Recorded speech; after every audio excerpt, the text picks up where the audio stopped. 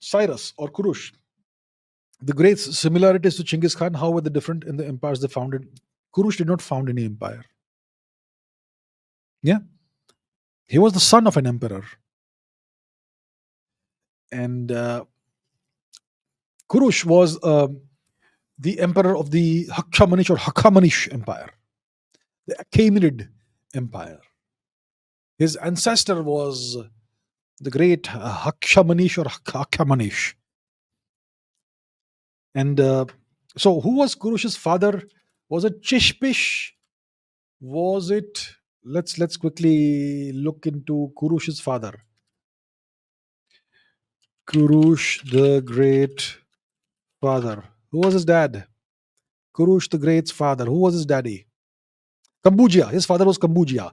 In Greek they call it Cambyses or something. Cambyses the first. Cambodia. Okay, and Cyrus was Kurush. See, they won't even mention the name properly. They're always mentioning the Greek version, Kiros or Kurosh or something. His name was Kurush. That's how they distort names that are not Western. Anyway, he was the son of Cambodia the first, and Cambodia was an emperor of the Achaemenid Empire, and Kurush was one of the greatest of the emperors of this empire. So he was born into power and wealth. He was born the crown prince, essentially, if I'm not mistaken. But he did eventually become the emperor. Genghis Khan was born into no such thing. His father was the chieftain of a small tribe called the Borjigin tribe, the Blue Wolves. And Genghis Khan, well, his father died when he was about 8 years old. And his family, Genghis Khan's family, he was born, his birth name was Temujin. So Temujin, his mother, and his brothers, they were left to die by his tribe when Temujin was 8 years old.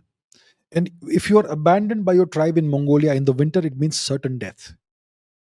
Even today, that's how harsh Mongolia's terrain and climate is. But somehow they survived.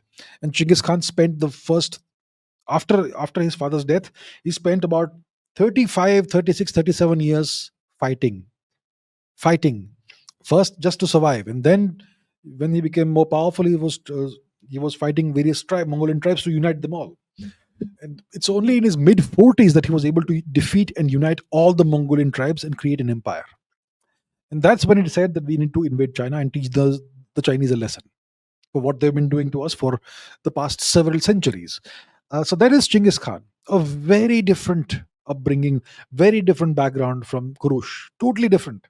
Kurush was born into power and wealth. His father was the emperor, right? Similarities, well, I don't know, similarities. Both were polytheists. No, Kurush was Zoroastrian. So Zoroastrianism is well, today it's portrayed as monotheistic. Even Zoroastrianism has multiple divinities, so not entirely monotheistic. And yeah, they were both visionary leaders. Kurush conquered much of West Asia, and he liberated the Greeks from the claws of the Assyrians, uh, and allowed them to go back to Judea, to present day Israel, all of that.